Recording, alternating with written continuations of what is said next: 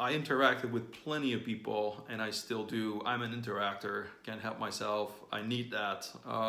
The thing is, also owning the business gives you the chance to surround yourself with the people that you want to interact with. You're not forced to interact with anybody that you're not interested in interacting with. Someone you don't appreciate on a personal level, for example, or someone whose ethics you have no respect for. You don't have to do it. That's the beauty of it.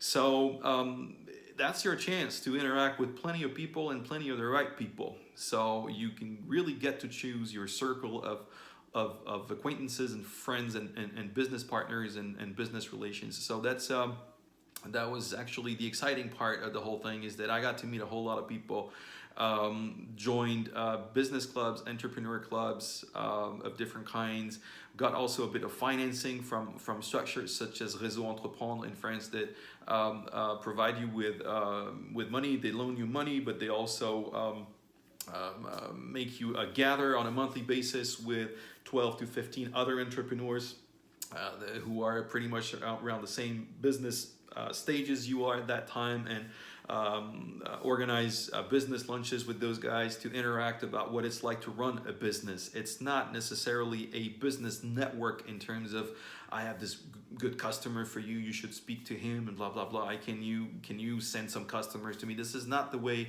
I like to do it, and this is not what I look for in a business network. It's more about, I read this great book last month about this management issue, and here's the title, here's the author, and then you pick that up and it turns out to be something that helps you out. I'm listening to this great podcast about this and that. It has helped me on my personal growth. Here's the name of the guy who does the podcast, and here's a link to an episode. There's this particular trade show happening here and there. You should go there and look for inspiration. I was there last year. It was super nice. Came back with lots of ideas. That's exactly the type of business networking that I'm looking for, more than here's my business card, let's do business together and things like that. I'm not so much into that. I'm more of a let's get inspired type of guy, looking for inspiration and looking for what I can bring to those guys around me. That's the first thing I ask myself, and whenever I meet somebody, and this is something I've been doing for many years, is how can I help this person? Basically, how can I be useful to this person? Who could I put him in touch with? What kind of reading could I suggest to him? What kind of podcast? What kind of YouTube show? What kind of whatever? What can I bring to this person? And so this is the first thing I ask myself, and it works like magic. Whenever the first question on your mind is what can I bring to this person, it turns out you receive a whole lot of stuff.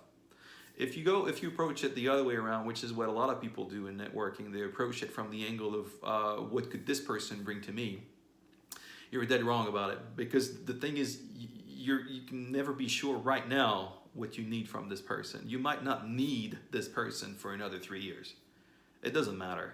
But the only way for you to stay in touch with that person is to bring something to that person over the next 3 years. And then, like magic, 3 years from now, you'll get the favor back. And then people from the outside will say, oh, you were so lucky. It was so lucky that you met that person. What do you mean lucky? I've been talking to that person for 5 years.